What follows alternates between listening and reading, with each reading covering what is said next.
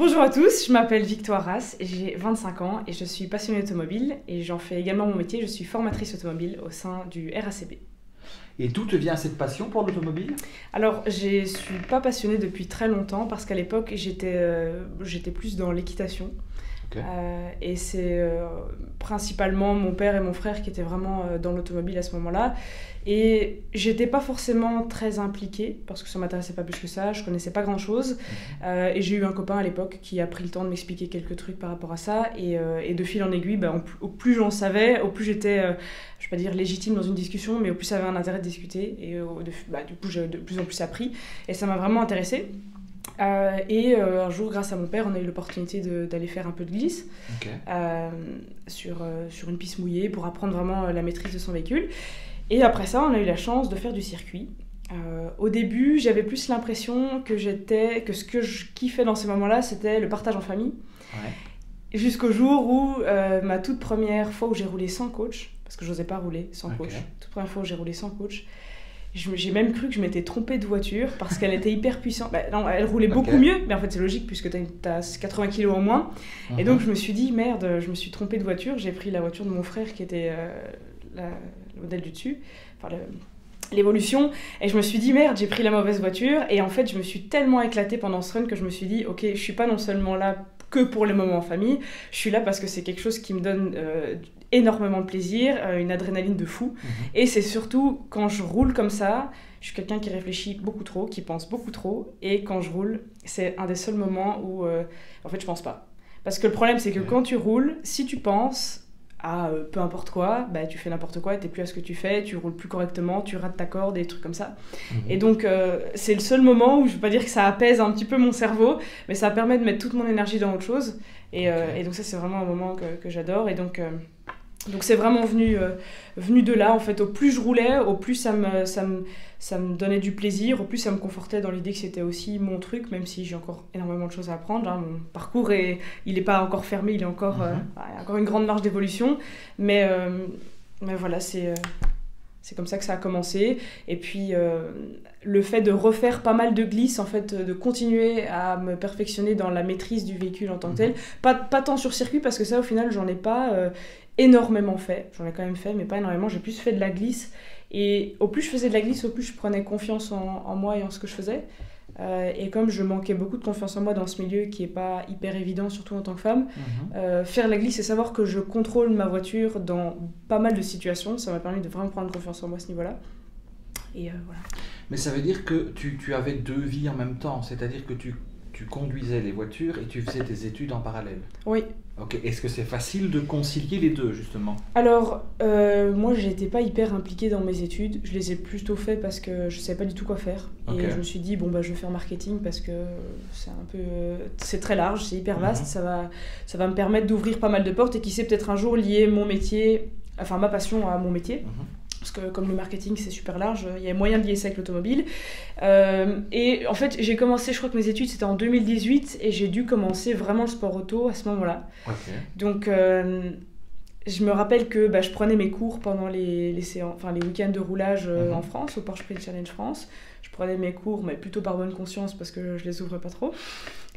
Et au final, j'ai toujours réussi. J'ai réussi les 3 années. Donc après j'étais pas non plus pilote professionnel à faire des courses tous les week-ends, donc c'était plutôt récréatif. De temps en temps, je dirais, il y avait peut-être 6 meetings à l'année, donc 12 jours, dont souvent samedi, dimanche, donc je devais peut-être rater 15 jours d'école. Donc au final c'était pas si contraignant que ça, et comme je dis, voilà, j'étais pas pilote professionnel, donc ça prenait pas tout mon temps, j'avais quand même le temps d'étudier à côté. C'est clair que quand t'as l'occasion d'aller rouler sur circuit, t'es pas passionné par l'école, quoi. En tout cas moi, je n'étais pas du tout passionnée par l'école, mais je me suis dit, puis c'était le deal aussi avec ma famille, de pouvoir rouler sur circuit à condition de travailler comme il fallait à l'école, ce qui était déjà une super opportunité. Donc j'ai aussi joué le jeu à ce niveau-là, et voilà. On te voit souvent en Porsche. Pourquoi cette voiture? Pourquoi cette marque? Parce que cette famille... Ok.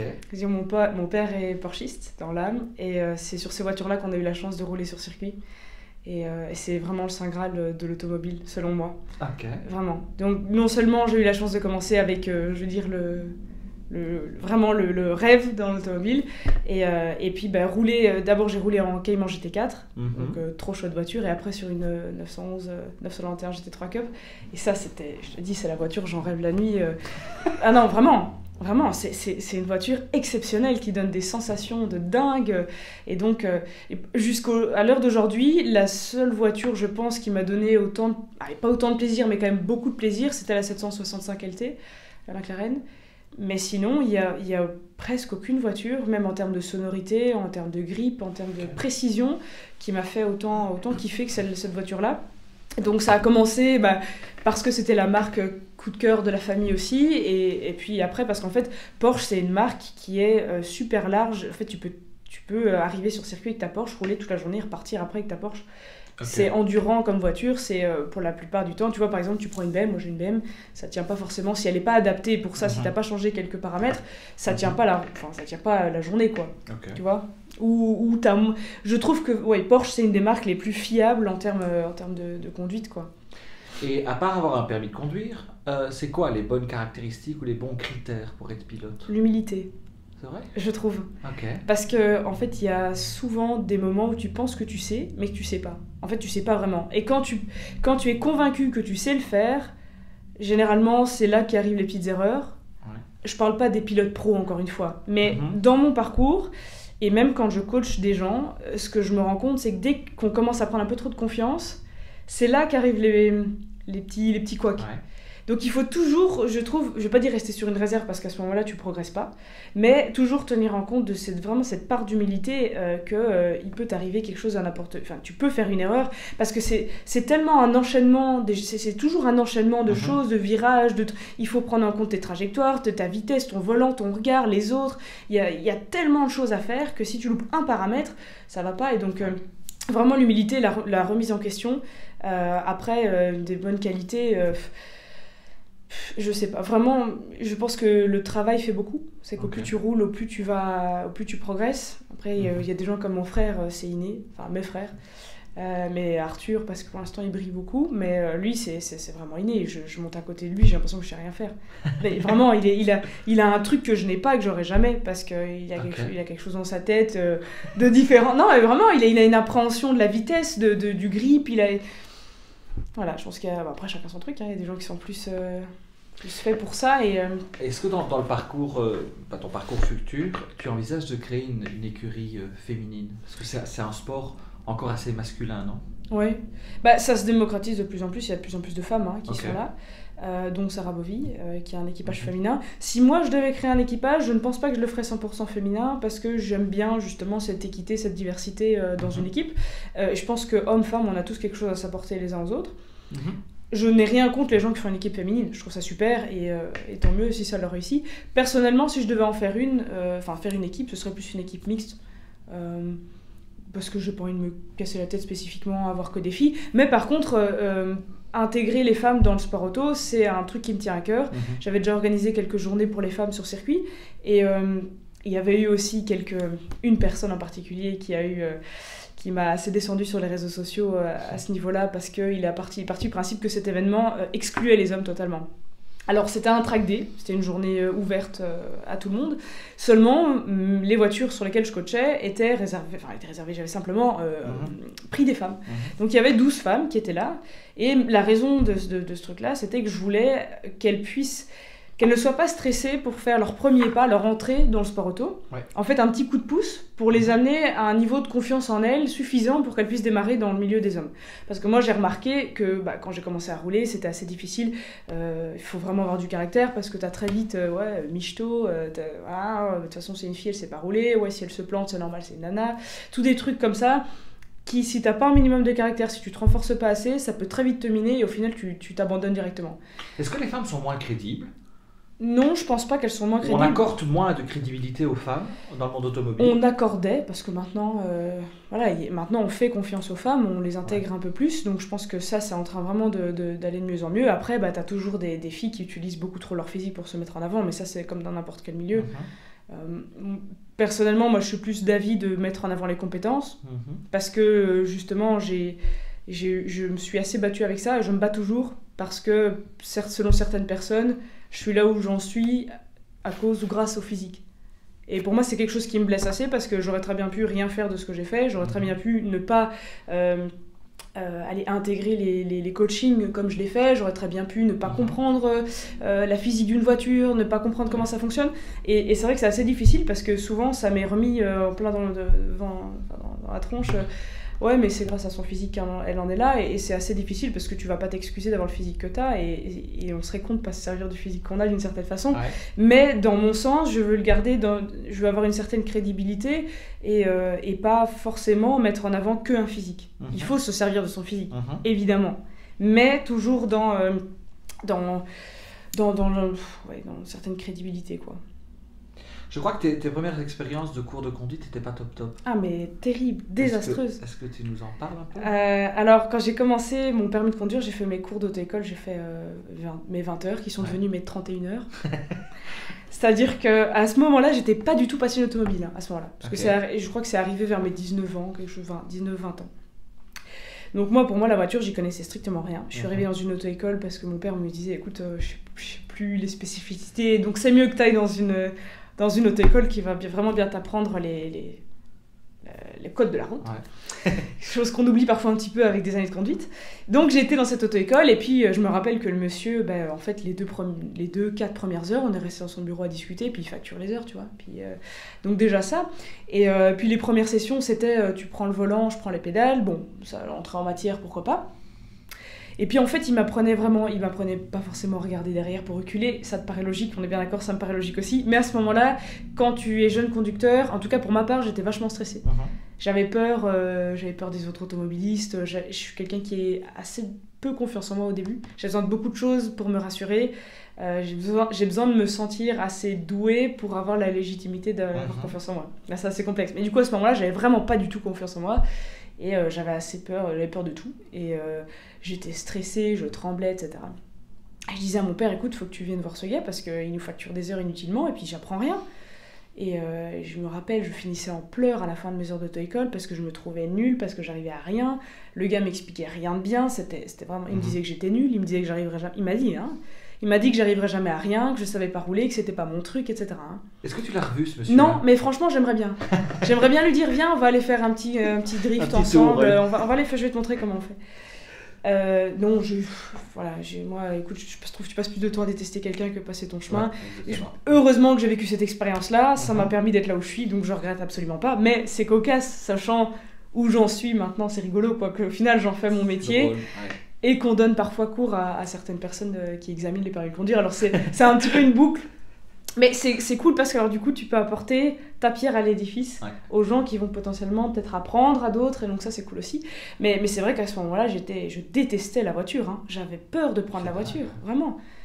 Ah ouais. Et c'est pour ça que je t'ai dit que la glisse m'a fait vraiment prendre confiance en moi, parce que c'est là que ça m'a permis de me dire, ok, je sais faire quelque chose, même si j'ai encore plein de trucs à apprendre. D'ailleurs, je voudrais apprendre le drift. Ok. J'allais parler des projets d'avenir, mais il y a le drift et puis d'autres. Écoute, je suis dans une période de ma vie où je suis assez perdue, dans le sens où je sais pas trop où je vais. Ok. Mais je sais que le drift, c'est quelque chose que j'aimerais bien faire. D'ailleurs, à chaque fois que je drift, je tremble. De l'adrénaline, vraiment, Non, vraiment, je te jure. Il y a même une fois, c'était il y a pas longtemps, j'ai roulé avec un Cayman. À l'ancien Cayman, il fallait faire des baptêmes avec les clients. Ouais. Et après avoir fait les baptêmes en drift, parce que c'était sur une piste sèche, j'ai calé. Tu sais pourquoi ? Parce que je tremblais sur l'embrayage. Et j'ai lâché l'embrayage, j'ai calé. C'est pas mal ça. Oui, c'est pas mal. Non, mais j'étais trop excitée. Vraiment, c'est un truc qui me fait kiffer. Parce que tu vois, les grandes courbes avec énormément de vitesse, c'est moi mon truc. Moi, j'adore l'enchaînement de petits virages lents, ou la glisse, ou le drift. Ça, c'est vraiment des trucs qui me font vraiment kiffer, quoi. Donc j'aimerais pouvoir faire ça. Bon, après, il faut un certain budget parce que tu dois avoir une caisse de drift que tu modifies un petit peu, mais c'est une discipline que j'aimerais vraiment bien apprendre. Ok. Bon, s'il y a des sponsors qui regardent la vidéo. Les sponsors, d'ailleurs, s'il y a des sponsors qui regardent la vidéo, ce serait principalement pour mon frère. Ok. Parce que du coup, je voudrais intégrer quand même un petit mot là-dessus. Mon Donc frère. Toute la famille conduit, c'est ça ? Mon père, mes 2 frères, ma sœur, c'est pas son truc. Okay. Elle préfère les chevaux à 4 pattes plutôt que sous le capot. C'est un joli jeu de mots. Voilà. Donc Arthur Ras qui a 22 ans, je crois. qui lui se forme dans l'immobilier, mais par contre il est vachement bon en sport auto et il cherche des sponsors parce qu'il a été contacté par BM, enfin des concessions BM, qui mettent déjà une partie du budget pour rouler en M2CS Cup Racing, je crois, un truc comme ça. Okay. Et donc il cherche des sponsors pour l'aider à arriver là où il veut aller. Et je pense qu'il y a vraiment un truc à prendre là-dedans. Il est super doué, il a une appréhension de l'automobile exceptionnelle. Et j'espère qu'il aura sa chance. Donc si jamais il y a un sponsor qui regarde cette vidéo, contactez-nous, vous ne serez pas déçus. On passe dans une partie un peu plus soft avec des questions courtes, réponses courtes. Boisson préférée? Mais récemment, je me suis découvert une passion pour le fusti à la pêche. Ok. Ouais. C'est bien, on fait un placement de produit. Mais principalement de l'eau. Principalement de l'eau. Je suis pas trop soft de manière générale. Je bois pas de coca. J'aime pas les boissons pétillantes. Donc c'est soit de l'eau, soit un fusti de temps en temps quand j'ai un petit truc un peu sucré. Ok. Voilà. Musique préférée? Hans Zimmer. Ok. Je sais pas si tu connais. Bien évidemment. Quelle question. Voilà. Livre préféré? Alors c'est un livre de Dolores Cannon. Je sais pas si ça te parle. Tu connais un peu Dolores Cannon? C'est sur les arcanes de l'univers, je crois, quelque chose comme ça. Couleur préférée? Mauve. Souvenir marquant? J'en ai tout plein, je vais t'en dire 2. Ok. Un souvenir... en fait, c'est souvent lié à mon frère Arthur. Quand il a gagné sa première course, il est arrivé au Porsche Sprint Challenge, première course podium. Okay. Et ça, c'était exceptionnel. Ou une autre fois, quand mon père et mon frère étaient sur le podium. Et souvenir le plus récent, c'était hier. J'ai été sur circuit avec des amis. D'ailleurs, je remercie Soul s'il regarde cette vidéo pour l'invitation. Et mon frère a roulé avec la Porsche GT3 992 d'un ami, Philippe de chez Shiftech. Et il a roulé et j'ai vu à quel point ça le rendait heureux de rouler. Et j'avais les larmes aux yeux dans mon casque, tellement ça me faisait plaisir de voir que c'était son truc. D'ailleurs, j'ai encore les larmes aux yeux en parlant. Mais voilà, ça c'est un souvenir... voir les gens que j'aime heureux et profiter de ce qu'ils font comme ça me rend trop heureuse. Maintenant, je te propose 2 trucs et tu en choisis un des 2 et tu me dis pourquoi. Donc plutôt ceci ou cela. Plutôt plage ou plutôt ski? Je pense plutôt ski parce qu'on a eu la chance d'aller beaucoup à la montagne quand on était jeune. Et le calme de la montagne m'apaise beaucoup. J'adore la nature, mais j'ai une préférence pour les espaces type Grande Forêt au Canada plutôt que la plage. Basket ou au talon? Basket. Je sais pas marcher en talon. C'est vrai? Je te jure. Déjà, je fais 1m82. Donc... Voilà, faut dire que t'es assez grand. Ceci dit, franchement, si je savais marcher en talons, peut-être que je le ferais parce que je trouve ça joli. Mais comme je suis assez gênée parfois quand j'arrive dans une pièce qu'on me regarde, parce que je suis grande, si je mets des talons, je sais pas si je l'arriverai à gérer ça. Hamilton ou Vettel? Vettel, je pense. Pour? Parce qu'Hamilton, j'aime beaucoup, mais j'aime moins tout le show qu'il y a autour. Ah oui, ok. Je trouve que Vettel est un petit peu plus authentique. Resto gastronomique ou bonne bouffe? J'ai jamais été dans un resto gastronomique. Okay. Et c'est pas un truc qui me plaît personnellement, c'est pas un truc où je me dis j'ai envie d'aller dans un resto gastro. Moi, un truc simple, des bonnes pâtes avec des potes, c'est très bien. On arrive à la fin de l'interview. Est-ce que tu veux dire un mot, peu importe, à ceux qui regardent cette vidéo? Je sais pas qui va regarder cette vidéo, mais en tout cas, je les remercie d'avoir regardé pendant tout ce temps cette vidéo. Et principalement à tous mes amis, à tous ceux qui me soutiennent. À mon frère, que j'espère arrivera à ses fins. Enfin, mes 2 frères, en fait, parce que Alex, on n'en parle pas, enfin, j'en ai pas parlé, mais il se débrouille vachement bien aussi. Il met une claque à tous ceux du club Porsche en arrivant et en faisant déjà des bons chronos. Et voilà. Merci. Merci à toi.